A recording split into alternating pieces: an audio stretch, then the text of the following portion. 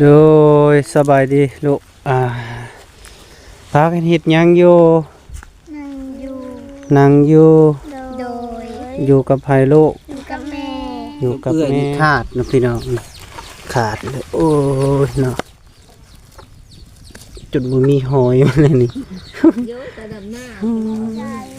ใจไม่อยู่ดีโดยมันเฮ้ยโดยโดยเอาถูกบ่เป็นหยังมีแต่ว่าเอาไว้กินเนาะ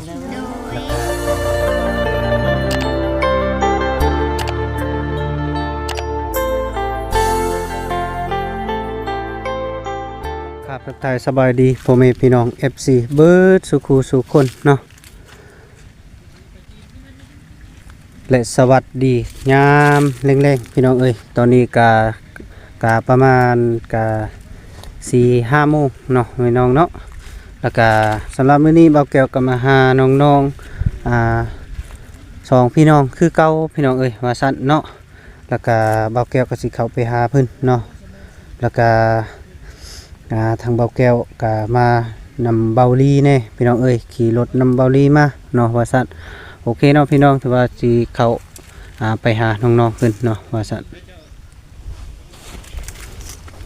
ตอนนี้ก็มาไปหาน้องๆเพิ่นและพี่น้องเอ้ยทางเฮือนทางศาลเนาะมาฮอดเฮือนฮอดศาลแล้วพี่น้องเอ้ยก็ได้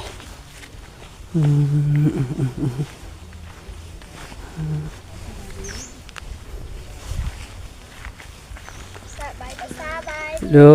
ยสบายดีลูกพากันเฮ็ดหยังอยู่นั่งอยู่ นั่งอยู่โดยอยู่กับไผลูกอยู่กับแม่ อยู่กับแม่กินข้าวกินน้ำละบ่โดยได้หยังกินแกงหน่อไม้ แกงหน่อไม้เนาะเอาไปนั่งลงโดยสบายดีเด้อแม่เด้อโดยมื้อนี้อยู่กับลูกว่ะโดยพ่อบ่อยู่บ่ขอไปแป้งโหลด ไปแปลงรถโดยแดงเขาเล็กน้อยแหละไปแปลงรถให้เขาโดยพี่น้องเอ้ย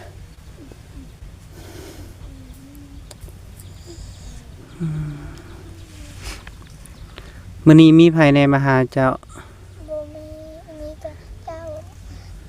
บ่มีไฟ ยังบ่ทันมีไผมาหาบ่ โดย คือว่าเห็นมีอยู่เข้ามาหานะ มาแล้ว มาแล้ว อ๋อ มาเกินนู่น เบายาว ยาว เบาบี้เนาะเบาไหล่ว่าซั่น โดย อ๋อ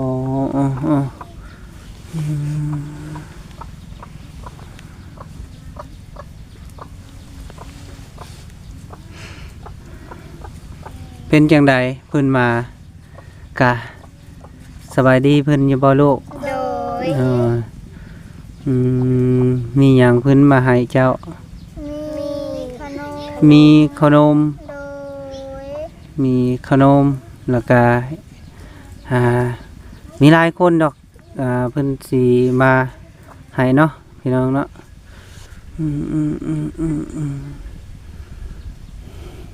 นึ่งข้าวนึ่งน้ำแล้วบ่ยังเนาะมื้อนี้ก็มาเจอทางแม่เพิ่นก็อยู่เนาะอนุญาตถามชื่อเจ้าเด้อแม่เด้อเจ้าชื่อหยังก็ชื่อการโดยบ้านเกิดเจ้าอยู่ที่ใด เกิดอยู่ดงนางงาม ดงนางงามทางผู้ไทยเฮาพุ่นบ่โอ้ทางขึ้นบ้านนาปอดแม่นบ่นาปอดนาจรแม่นบ่แม่นซักนาปอดทางบ้านลงให้น้องให้น้องเดินนี่บ่โม่ทางบ้านลงให้แต่ไปทางนาถมพี่ลูกนาทมพี่โดยโอ้ไปทางนาถมบ้านแม่นาทมบ้านดงน้อยเนาะไปทางพี่เส้นนี้เส้นนี้เลยขึ้นไปพุ่นเนาะโดยกับพ่อในทางนี้เนาะพ่อทางนี้แม่ทางนั้นทางนี้เนาะลูกแม่2 คนนี่บ่2 พี่น้องเลยแม่คนนี้แล้วเลย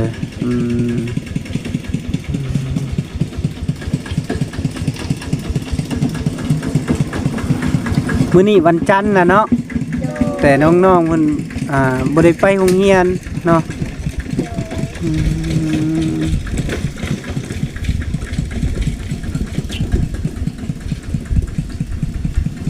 คือว่ายินข่าวว่าอีแม่อันเป็นโรคกระเพาะบ่แม่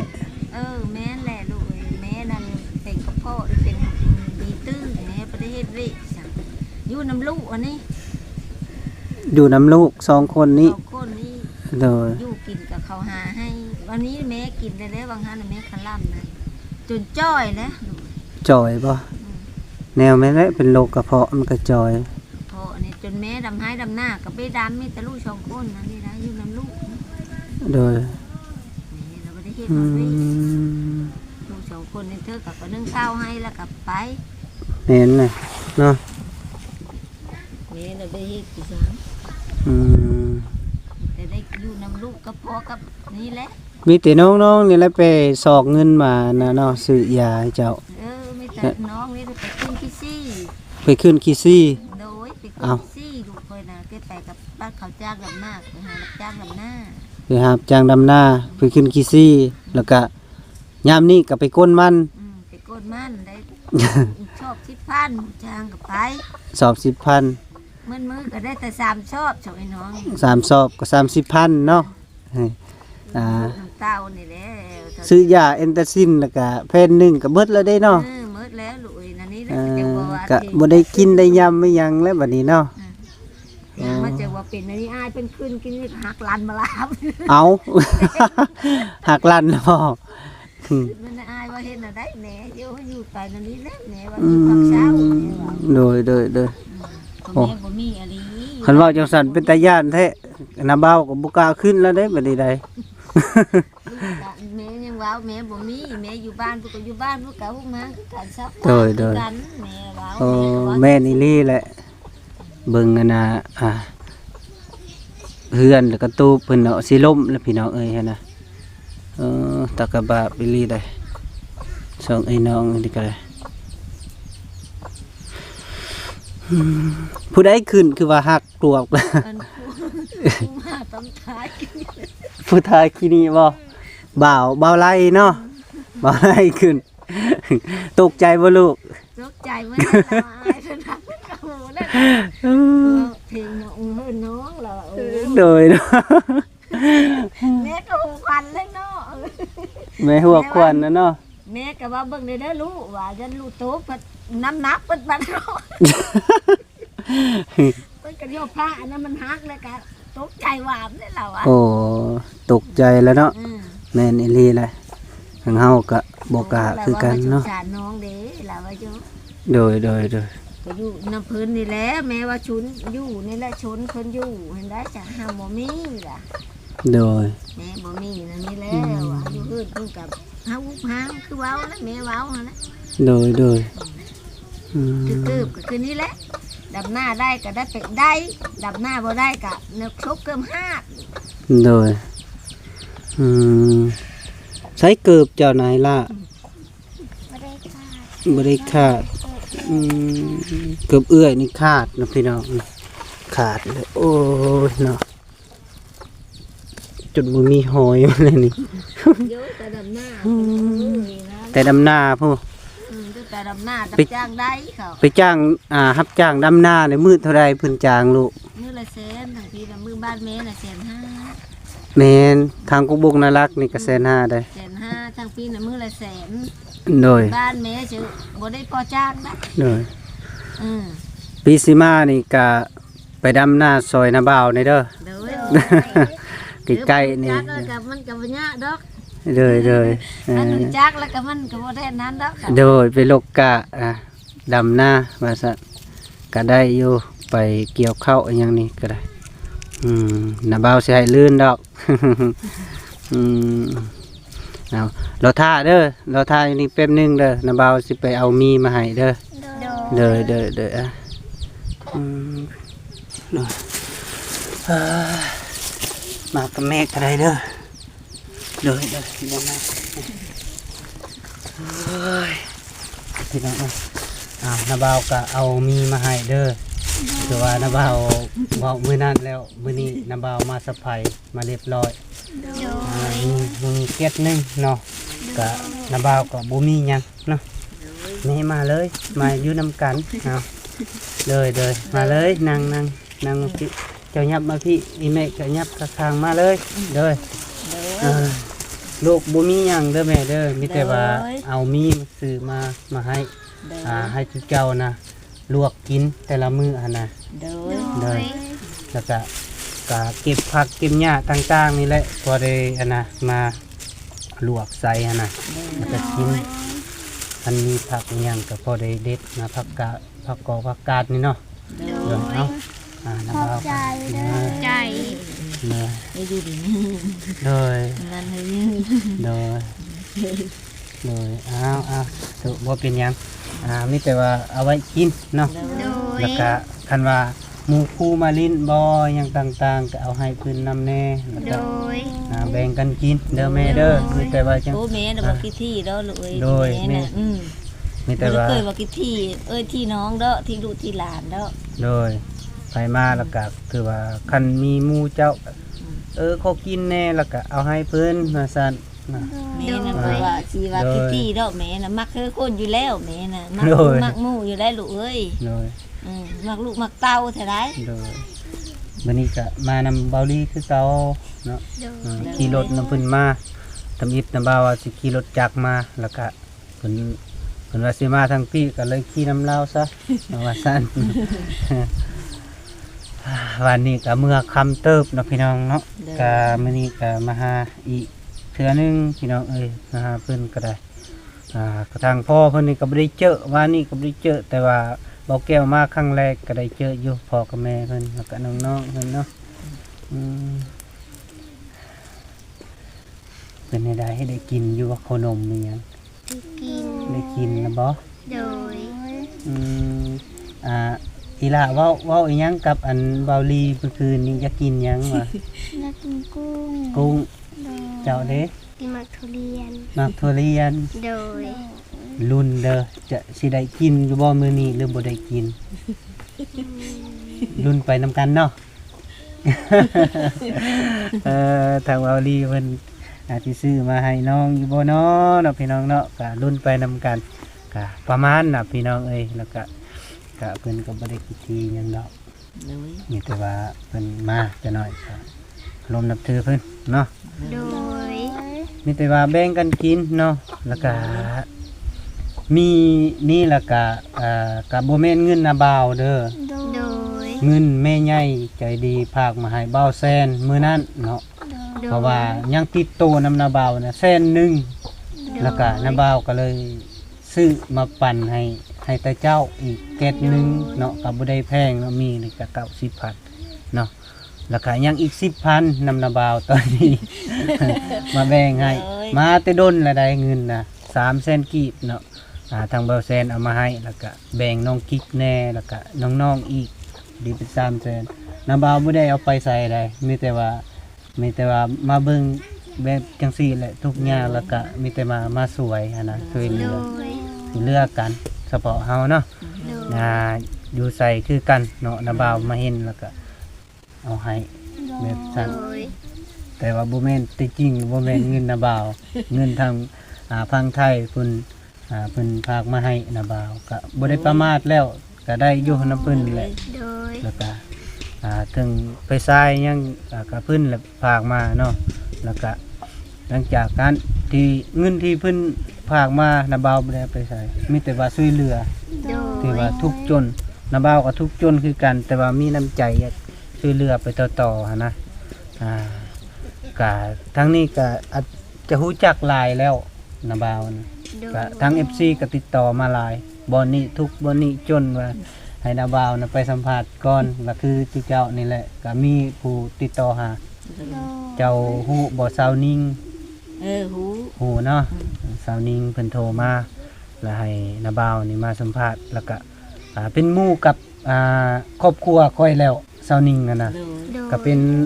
ค่อยเอิ้นเพิ่นก็แม่เสี่ยวเพิ่นก็เพิ่นค่อยกับพ่อเสี่ยวว่าซั่นนะ โดย ก็เป็นหมู่กันกับครอบครัวค่อยเนาะแล้วก็ติดต่อหามารายงานแล้วเนาะ โดย โดย ทางนาบ่าวนี่ไปก็มีหยังก็ตั้งอกตั้งใจ โดย สู้ๆไปนำกันเนาะแม่เนาะมีแต่ว่าบ่ปะบ่ทิมกันก็อย่าเนาะมีแต่ว่า สู่ไปนำกันเพื่อให้รอดชีวิตซะไป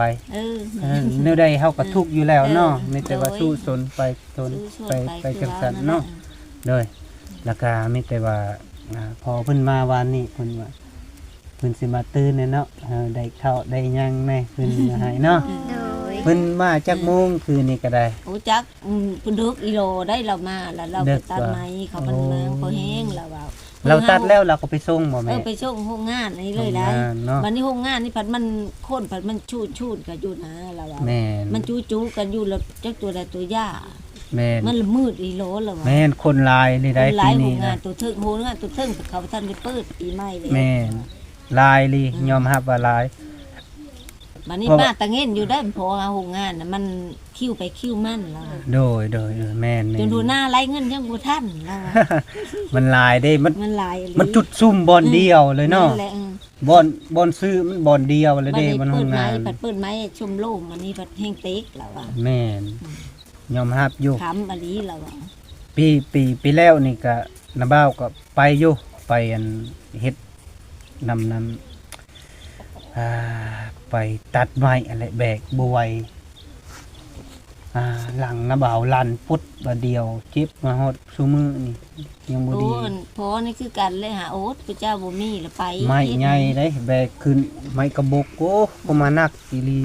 นักลีแล้วพอ โดย ก็ยังว่า โดยแม่น แล้วก็ บ่ตัวก็ได้ ผู้เว้า เรื่อง เนี่ย นี้นะฮู้อยู่การวิธีเฮ็ดติบ่ได้ผู้ใดตัวก็ถือว่าบ่เชื่อแล้วนะ อืม เนาะการเฮ็ดเวียกหาเงินแล้วก็มาทุกข์ยาก ทุกข์ยากตัวนี้แล้วจุไปเฮ็ดน้ำชาตินี่แล้ว โดย เราจะบ่ปิดตับเลย เพิ่นนะ ตัวว่า อืม เราว่าจะภาพมัน แม่นหนึ่งมานี่ไปเฮ็ดเนาะไปเฮ็ดเวียก เฮ็ดเวยอันนี้แหละ บ่ดีเข้าตอนเช้านี่เจ้าบ่ได้กินเด้ โดย บัดนี้เจ้ามาแล้วก็ของกินมันบ่เพียงพอเด้อาหารการกินของเฮาเฮ็ดเวียกหนักมันเป็นแล้วบัดนี้กระเพาะมันย่อยเลย โดย มัน แม่ แห้ง ก็ แล้ว ที่ มัน แรก เป็ นะ น แม่ก็เคยห้าวโรงงานอันนี้นะ อืม ห้าวน้ำพวกเกาหลี แม่ แม่ละอ้อแม่อันแม่เพิ่นบ่มีไผแต่เก่านะ โดย แม่ละอ้อแต่ตั้งแต่วิอยู่เมืองไม้แต่โพน โดย แล้วบัดนี้นะเฮ็ดทานขาวนี่แม่ก็เฮ็ดแล้ว โดย